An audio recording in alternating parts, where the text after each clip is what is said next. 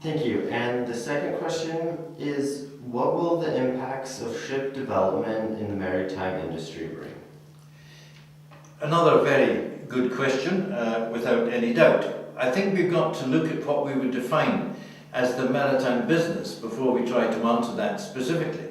And maritime business in its relationship with the end consumer, who after all is the key driver for the shipping industry we have around the world today. So the maritime business involves chartering, it involves sale and purchase brokers, it involves shipyards. We've now got the major focus on recycling of ships, of course, with strategies from cradle to grave.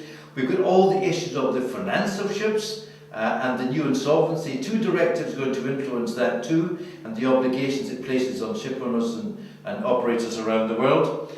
We've got to look at the kind of commodities we're going to be carrying in the next 10 to 15 years, and ship technology will play its role in that. And obviously, what trends will result from the global economic crisis? Because clearly sustainability is the key word, and are we going to consume the kind of products the world did consume really through the late 90s and right up till 2008? I maybe start to question that. We may see a trend towards more regionalisation, and in fact there was an example quite recently in the UK where one of the pharmaceutical companies is closing its factory in India and moving it back to Scotland. Now, is that a trend that's going to continue? Are we going to see that happening? Germany's maybe the exception to the rule, and that they are very strong in exports to worldwide markets today. But perhaps other parts of Europe will see some manufacturing coming back on a regional basis because it's fundamentally more sustainable and perhaps more economic itself. So what are the supply chain demands going to be? We have to look very much at 2030 as our time horizon. We should be having discussions around the industry right now on where we're going to be or perceive we're going to be in 2030. It's probably fairly safe to assume that we're going to see manufacturing increase in Africa. We're going to probably see a greater concentration of manufacturing in South America. And we already have, of course, a tremendous engine room of India and China, notwithstanding the Vietnams and other countries of Indonesia and Malaysia in the Far East. So we're going to see a whole change in international trade. It may, although I would hate to see this, lead to some protectionism as a result of the global changes in the economy, the international economy that is. But I think in terms of the shipping business itself, remember this industry is one without borders.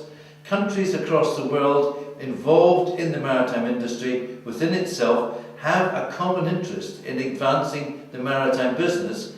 And in the future, if logistics is going to be king in 2030, what's that going to demand in terms of ship types, ship categories? Where is the energy going to come from? Are we going to see further oil developments on the deep waters west of the United Kingdom? Are we going to see more gas, much more gas coming out of the Middle East and other parts of the world? If that is so, how is that going to change not just what we produce, but certainly what we consume? So massive changes I see coming on, and I think two other points I would quite like to sort of finish on.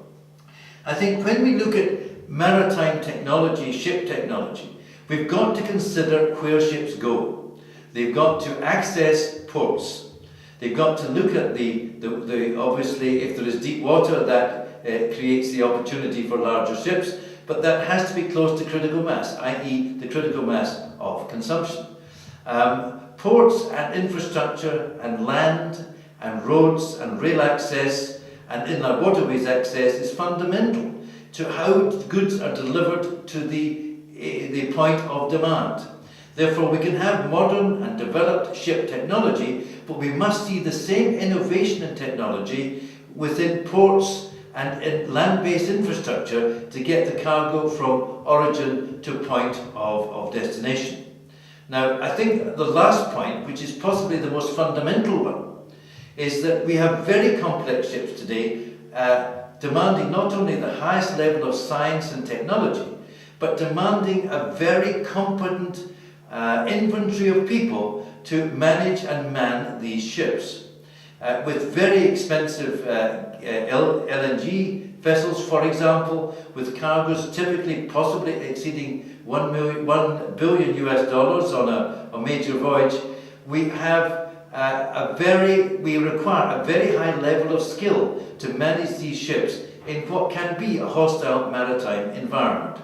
So the whole issue of the skilled seafarer is going to underpin the whole strategy of ship technology, because without trained seafarers, even if people go to sea as part of their career in maritime business, it's fundamental to the P&I clubs, it's fundamental to the International Chamber of Shipping, it's fundamental in how you manage and organise IMO, it's fundamental in shipyards, it's fundamental in shore management positions, it's fundamental in chartering, it's fundamental in sale and purchase, it's fundamental in naval architecture, it's fundamental in port management, in harbour masters, in all the plethora of activities involved in maritime business. So one of the biggest challenges for this industry is going to be how we start with manning ships in the future, where the people are going to come from and what skills they must have. And in that respect, universities have a major role to play with industry and bringing together a cohesive strategy, and since we're in Europe, hopefully an even more competitive Europe in years to come.